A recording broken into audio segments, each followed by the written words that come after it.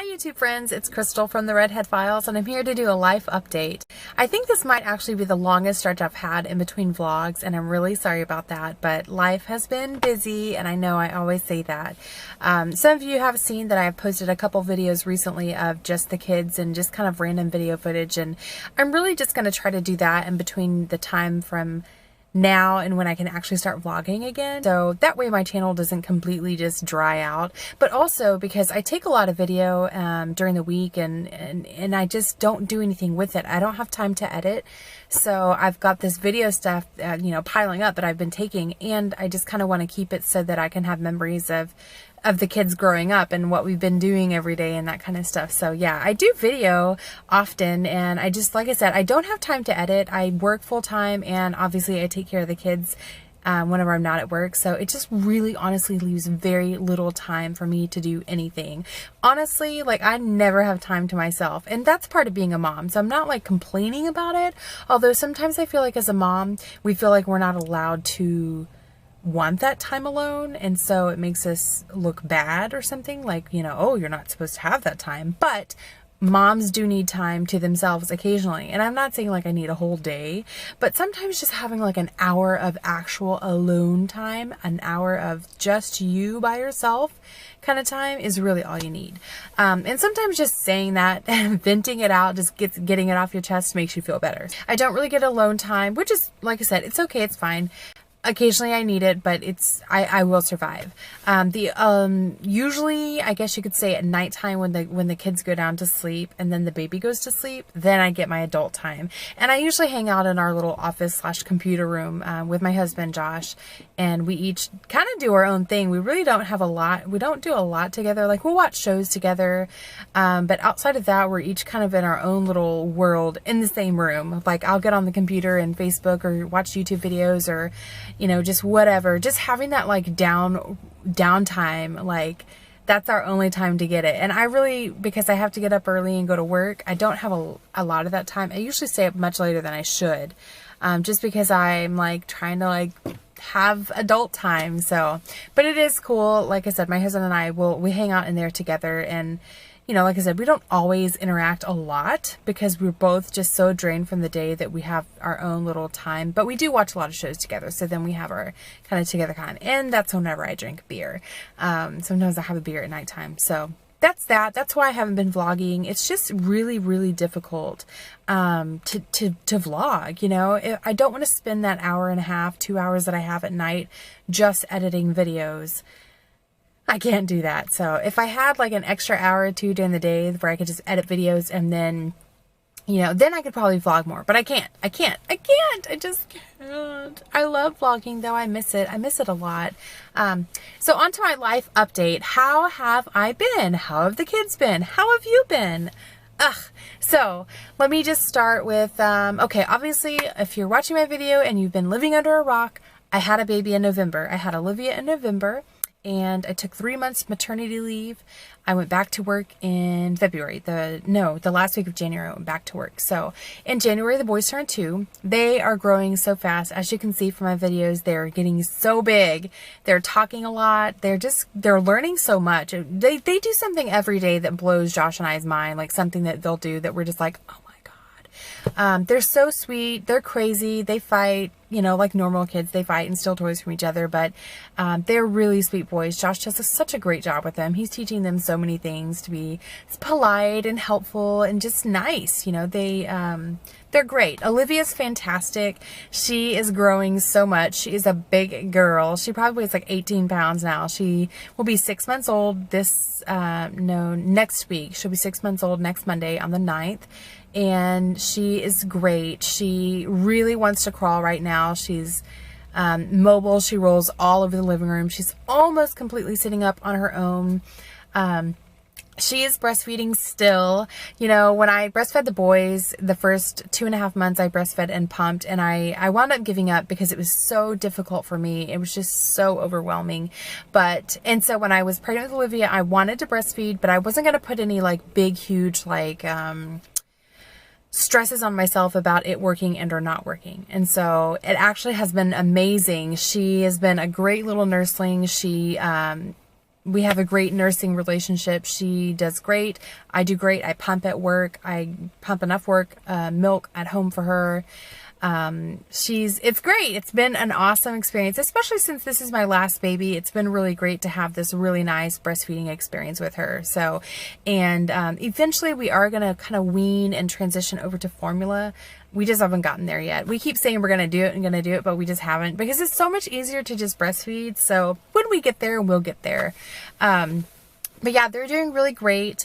In January, right before I went back to work from maternity leave, I found another job and literally returned to work, and the next day I gave my notice, and it was a very bittersweet. I worked in a hotel, and I was the operations manager / innkeeper for a hotel in downtown Fort Worth, and I worked there for 10 years. It was a great job, but the hours were brutal for family life. I really, truly, and honestly, now that I'm working a different job, I miss working in the hotel.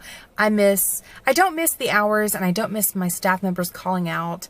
There's some things about it I absolutely would never miss, but overall, like the atmosphere and the people, I miss them. I miss them all so much. It was really easy to make the decision to leave, but then after the fact, it was sad. I felt sad for a couple weeks, and I still feel sad. Like, the job that I took, it was totally a different job. It's not in the hotel industry at all. It's more of an accounting-ish assistant type job. It really, actually, the thing I was hired for was accounts receivables, and I got into the job, and I'm doing a completely different thing. I came into this job at a very awkward time for this company, and they're going through some changes where they're like outsourcing some things. So it's really weird. We joke at work that we're on Survivor, like we're waiting for, we're waiting to find out who gets voted off. And because I watch Survivor and a couple other ladies at work do, so we talk about it. And so one day we're like, oh my God, we're living Survivor right now. So we're just waiting to see who gets blindsided and who gets voted off. And everyone's gossiping about it and talking about it. It's a really kind of a toxic work environment, but I have a job, and that's what matters. And I have hours with my family that I did not have before, because when I was working in the hotel, I would easily work 10.5 to 11 hours a day, sometimes 12 hours a day. And it was just expected of me because of my position. I was the manager of the hotel. Like, it was my job to be there if someone called out sick or, that kind of stuff. So, it's bittersweet. I miss it, but I don't miss it. And like I said, I left this job because I needed more time with my family, and I got that, and I have weekends off, which is amazing. I worked for 10 years working weekends. And so now that I have weekends off, it's the greatest thing in the world. I mean, I am living a whole new life now. So that is really a lot of fun. To be able to have the weekends off with my family, and to have the weekends off and like do things with my friends, and, have that kind of normal lifestyle. I get off at 5 o'clock every single day. I mean, how could you ask for anything better? Like I said, working in the hotel industry for 10 years and having such a weird schedule, and it just really is a nice break from that. So I'll take this toxic filled little office that I work in. The ladies are actually really nice that I work with. I like them all a lot. So it's not bad. So in February actually is whenever I made the official change to the new job. And let's see, the same week that I put my notice in, right before I had Olivia, no, right after I had Olivia, and right before I returned to work from maternity leave, I went to the dermatologist to have a spot checked out on my shoulder that I'd had when I was pregnant with the boys, and I had I had my dermatologist check it, and it was fine. They measured it, all that good stuff, no worries. So it kind of grew when I was pregnant with Olivia, and so I decided to have it checked out right before going back. And so literally the day after I put my notice into work, I get the call from my dermatologist, because they did a biopsy when I was there. He looked at it and was like, oh, let's do a biopsy. Well, I get the call and find out that I have melanoma skin cancer. So that was like a whole I freaked out in my head, and I doubted switching jobs because of possibly losing insurance and all this crap. Like, it was a very whirlwind, like emotional, stressful month of February. It was just crazy. So I found out that I had skin cancer. I went and saw a plastic surgeon and wound up having surgery that same week. Like that same week, was it that same week? No, the very next week I had surgery to remove it. And the dermatologist was able to get clear margins, which is great. That's really what you want to hear. Luckily, we found out that I had the melanoma in the earliest stage possible. So luckily surgery was enough to get rid of it. So I had surgery, and I'll insert a picture right there. And I had surgery. It was easy. I mean, it wasn't that bad. There was nothing crazy about the surgery. I had the surgery. The healing process has been a little more, I have a big nasty scar, and, the scar, the incision actually opened up like a couple weeks, actually around March, around my birthday. It opened up on the bottom, and I was trying to close it up with some sutures, and it's just been it's not a pretty scar. I'm going to say that. Like, I feel bad. Like, I didn't even go back to the dermatologist after the surgery because I didn't have insurance, because I'm in this waiting period between getting insurance and not having insurance. I won't have insurance in effect until June 1st because I didn't want to take Cobra because it was so freaking expensive. So I didn't go back to the dermatologist when it opened up on the bottom, and we just doctored it at home, and Josh, took care of it every night for me. But it made the scar even worse than it originally would be. So I'm just like, who cares? I'm not a really vain person, so it's just a freaking scar. Like, it's, but I feel bad when I go back to that plastic surgeon and she looks at it, she's gonna be like, holy shit. And I'll be like, I'm sorry, it's just a scar, but I know it doesn't reflect on her work on my body. She is actually a really great plastic surgeon. But anyways, so I had the skin cancer, had the surgery, it's gone.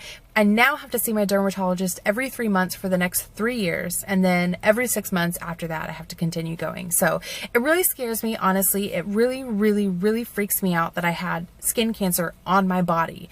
I have other spots that I'm going to have checked out when I go in June. That's my next appointment. So I'm going to have him look at some other spots. And if he needs to do biopsies, obviously do biopsies. Now that we know I've had melanoma, it's going to be one of those things where we're more cautious on checking these spots that I have. So it honestly, truly, it makes me very scared, to be 33 years old and to have my body produced cancer on my body. It made cancer. I mean, I know you have cancer cells in your body, but just freaks me out because, I have so many spots, and it's just a really scary thing. And obviously I'm so freaking lucky to have caught it so early, and that it really was nothing more than just having surgery to get rid of it. But, it's really, honestly, it scares me a lot. And I didn't really tell people, oh, I'm scared, but it makes me so nervous now. I almost at least once or twice a week, I spend like 20 minutes in the bathroom before I go to bed, like just looking at my skin and looking at my spots, and it freaks me out. Melanoma is a really deadly skin cancer if you don't catch it early enough. So, I mean, I had a friend that I worked with at work, and his mom had gotten melanoma, and there was never a spot. There was never the original spot that they found. She just found out she had cancer, and they're like, oh, it's melanoma. And she died like 2 years later. So it just freaks me out. Like, I don't want my body to betray me in that way. So, but yeah, I have my next appointment for that in June. So I'm anxious to go to that. Of course, I feel nervous about it. I'm going to be like, you need to biopsy every friggin' spot that I have. So, it is what it is. It is what it is. You just have to protect your skin, and be smart about your skin, because skin cancer is very deadly. Like, it's awful. It really is awful. So that happened in March. Was it March? Yes, it was. Yes, it was, because the time changed. On the day that the time changed, Ronan had a seizure. Insert scariest moment of our lives. That particular day, it was a Sunday. We'd gone to get haircuts. He'd fallen in the kitchen earlier that day and hit his head. Like, not like bashed it, but he hit his head pretty hard. And so we checked him out, made sure he was okay. He was fine. Then we go to the haircut place to get the haircut, and I'm holding his hand in line. Josh is, checking us out, paying for the haircut, and he's holding my hand, and he's not like bouncing around or wheeling around. He's actually pretty quiet. he just falls to the ground and like, you know, collapses. He's not unconscious, but he just fell, like he lost all balance. And so it freaked me out. We got home, found, you know, he was kind of warm, had a very low grade fever. He laid on the couch for most of the evening with snacks and a water, and that's not like him. He usually is up and playing. So we went to bed. He didn't have a fever at all, but we went ahead and gave him some Tylenol to help in case he did catch a fever while he was sleeping. And then Josh had stayed up late that night because it was the beginning of his spring break. He's in classes this semester. Yes, he graduated last May with his associate, but now he's working on his bachelor. So Josh stayed up late because it was the beginning of spring break for him. And at like 3 or 4 o'clock in the morning, Josh comes into my room because I sleep in Olivia's room right now because I'm still nursing her. And he was holding Ronan and screaming my name, and it literally, my heart dropped out of my body. Like in that instant, I thought that my child was dying. I thought the worst. Josh put him on the bed, said he's having a seizure. He was convulsing, making this awful noise. He couldn't breathe. His eyes were like, you know, rolling back in his head. I called 911. They came, an ambulance came. It was so terrifying to see your child helpless and something taking control of their body. It was just heartbreaking to see it. Josh and I were both in tears. Josh rode in the ambulance to the children's hospital with Ronan. I called my mom. She came over. I took Olivia. She stayed and watched Armor. I went to the hospital. We were there with him. He's okay. He's fine now, but he did have a febrile seizure, which is just, you know, his fever spiked rapidly. Like, I mean, when Josh got him out of bed and brought him in there and he was having the seizure, he was so hot. In the ambulance, I think his temperature was like 103.7. I don't know. It was really, really high. And, so he got to the hospital and, you know, got him calmed down and, you know, medicine and all this good stuff. And we were there till like 10 or 11 o'clock. I don't remember. But we were exhausted. Josh hadn't even been to sleep yet. So it was incredibly scary, to know that happened. And the scary thing, you know, Josh had seizures as a child too. So, you know, in the back of our minds, we thought there was always a possibility that one of our kids could have this. And so now we just have to keep an eye on all of them. Anytime they ever get sick, we just have to keep an eye on them. And the hospital recommended that whenever he has a fever, no matter what, to give him Motrin and Tylenol alternating every 3 hours, just to keep it at bay and to keep it from rising so quickly. So that was literally the scariest moment of my life thus far. Like we both, Josh and I, will talk about it occasionally, how scary it was. And I just, the images of him having that seizure pop into my head, and it just scares me. You never want anything to happen to your child, and I'm just grateful that that was all it was and nothing more serious. So, that's that. Yeah. So that's, you know, I feel like there's just been so much going on the last couple months, and life has been really busy for me, just with being a working mom, and Josh being a student, and us parenting, and it's, you know, it's always something. There's something going on always. But overall, we're all doing really, really well. No, I can't complain. Life is good right now. You know, with his bumps along the way, we are doing well, and we are grateful to have our children and to have the life that we have. So I think in August, we're going to take a trip up to Missouri to see my sister-in-law who moved. They bought a canoe camp up there, and we are going to go and stay in a cabin for a couple days and just visit our family. We really miss them.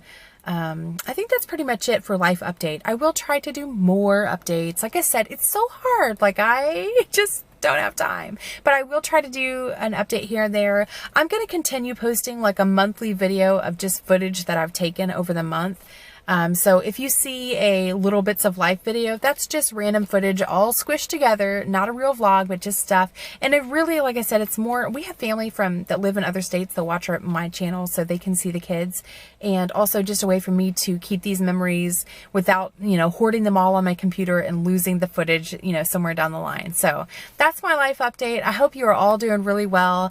I hope you're all doing really well. That's all I can say. Thanks again for watching and for staying up to date with my channel. I will see you all very soon, and have a great day. Bye.